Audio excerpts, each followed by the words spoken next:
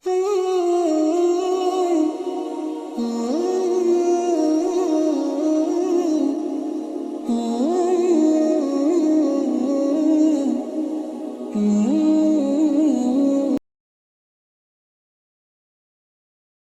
اللہ الرحمن الرحیم۔ سورہ انعام، سورت نمبر 6۔ شروع کرتا ہوں اللہ کے نام سے جو کہ نہایت مہربان بڑا رحم والا ہے۔ الحمد للہ الذی خلق السماوات والارض وجعل الظلمات والنور ثم الذین کفروا بربهم یعدلون۔ تمام تعریفیں اللہ ہی کے لائق ہیں جس نے آسمانوں کو اور زمین کو پیدا کیا اور تاریکیوں اور نور کو بنایا، پھر بھی کافر لوگ غیر اللہ کو اپنے رب کے برابر قرار دیتے ہیں۔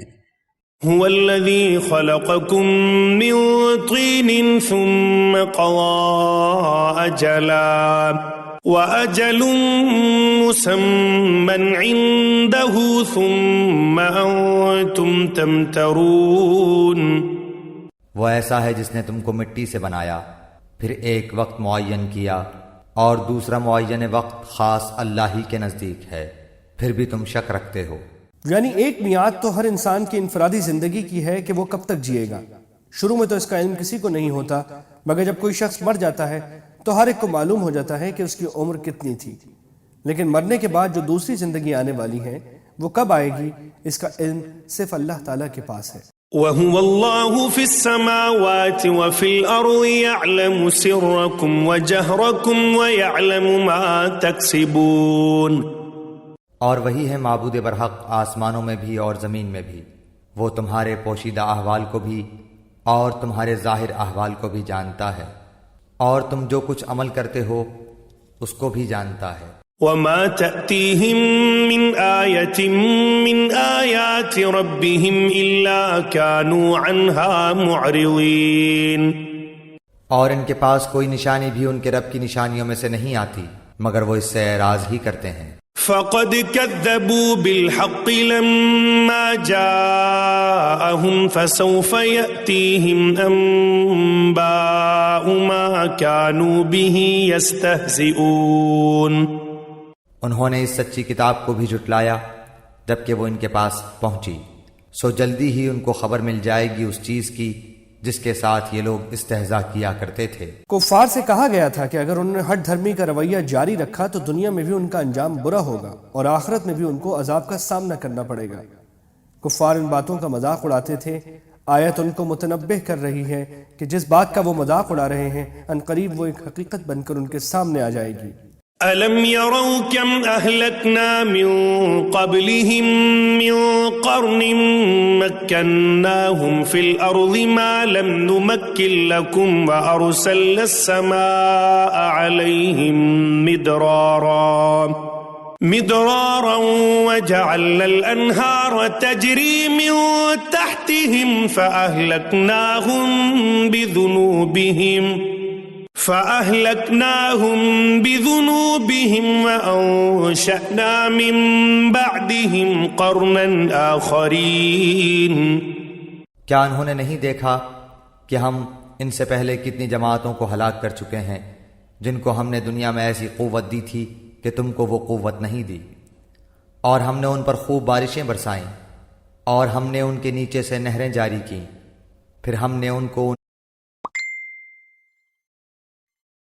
ان کے گناہوں کے سبب ہلاک کر ڈالا اور ان کے بعد دوسری جماعتوں کو پیدا کر دیا۔ وَلَوْ نَزَّلْنَا عَلَيْكَ كِتَابًا فِي قِرْطَاسٍ فَلَمَسُوهُ بِأَيْدِيهِمْ لَقَالَ الَّذِينَ كَفَرُوا إِنْ هَذَا إِلَّا سِحْرٌ مُبِينٌ۔ اور اگر ہم کاغذ پر لکھا ہوا کوئی نوشتہ آپ پر نازل فرماتے پھر اس کو یہ لوگ اپنے ہاتھوں سے چھو بھی لیتے، تب بھی یہ کافر لوگ یہی کہتے کہ یہ کچھ بھی نہیں مگر صریح جادو ہے۔ وَقَالُوا لَوْلَا أُنزِلَ عَلَيْهِ مَلَكٌ وَلَوْ أَنزَلْنَا مَلَكًا لَقُضِيَ الْأَمْرُ ثُمَّ لَا يُنظَرُونَ۔ اور یہ لوگ یوں کہتے ہیں کہ ان کے پاس کوئی فرشتہ کیوں نہیں اتارا گیا، اور اگر ہم کوئی فرشتہ بھیج دیتے تو سارا قصہ ہی ختم ہو جاتا، پھر ان کو ذرا مہلت نہ دی جاتی۔ یہ دنیا چونکہ انسان کے امتحان کے لیے بنائی گئی ہے، اس لیے انسان سے مطالبہ یہ ہے کہ وہ اپنی عقل سے کام لے کر اللہ تعالیٰ پر اور اس کے بھیجے ہوئے رسولوں پر ایمان لائے۔ چنانچہ اللہ تعالیٰ کی سنت یہ ہے کہ جب کوئی غیبی حقیقت آنکھوں سے دکھا دی جاتی ہے تو اس کے بعد ایمان لانا معتبر نہیں ہوتا۔ یہی وجہ ہے کہ اگر کوئی شخص موت کے فرشتوں کو دیکھ کر ایمان لائے تو اس کا ایمان قابل قبول نہیں۔ کفار کا مطالبہ یہ تھا کہ اگر کوئی فرشتہ حضرت صلی اللہ علیہ وسلم پر وحی لے کر آتا ہے تو وہ اس طرح آئے کہ ہم اسے دیکھ سکیں۔ قرآن کریم نے اس کا پہلا جواب تو یہ دیا ہے کہ اگر فرشتے کو انہوں نے آنکھوں سے دیکھ لیا تو پھر مذکورہ بالا اصول کے مطابق ان کا ایمان معتبر نہیں ہوگا اور پھر اتنی مہلت نہیں ملے گی کہ یہ ایمان لا سکیں۔ دوسرا جواب اگلے جملے میں ہے، وَلَوْ جَعَلْنَاهُ مَلَكًا لَجَعَلْنَاهُ رَجُلًا وَلَلَبَسْنَا عَلَيْهِمْ مَا يَلْبِسُونَ۔